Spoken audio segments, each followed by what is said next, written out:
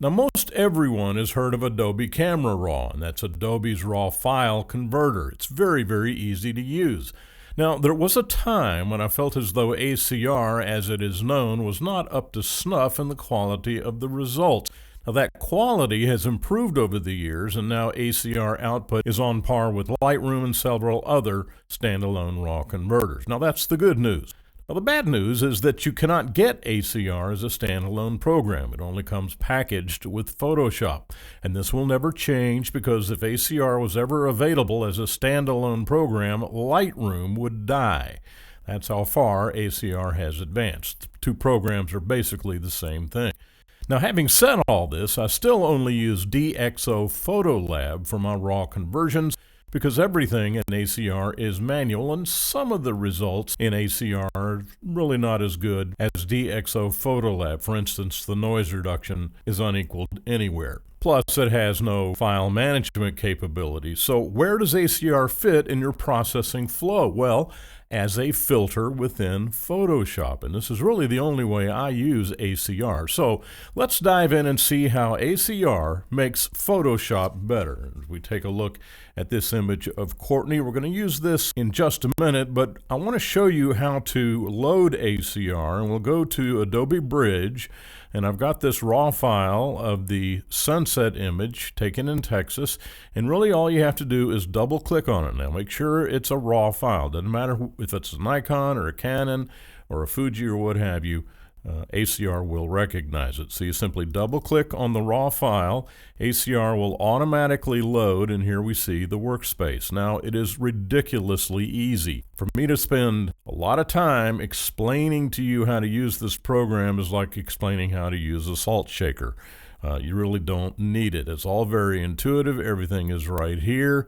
The only thing I would maybe direct your attention to is this is really excellent ACL capability in the color mixer. We have the color grading, which has the color wheels, and we can take the shadows and we can increase the shadows or brighten the shadows or what have you. If you want to take it back to 0, simply double click on the slider. Same thing for the midtones and the highlights.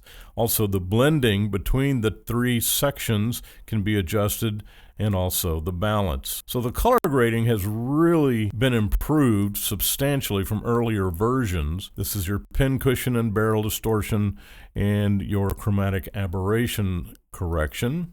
I stand corrected. This is the pincushion and barrel distortion correction under geometry. And then, of course, we have some effects, and there are some presets that you can load in here, and everything is just so easy to use. It's ridiculous. Here's the crop tool.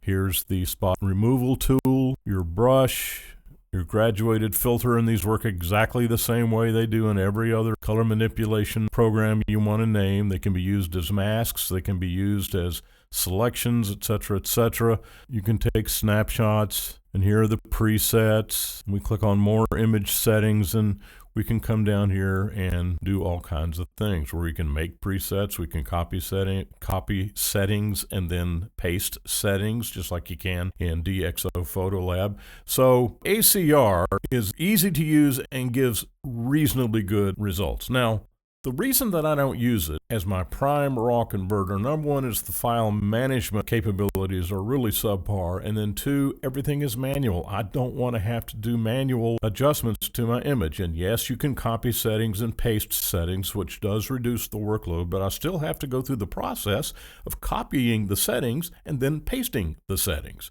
If you use DxO Photolab, you don't have to do any of that. It's all automatic.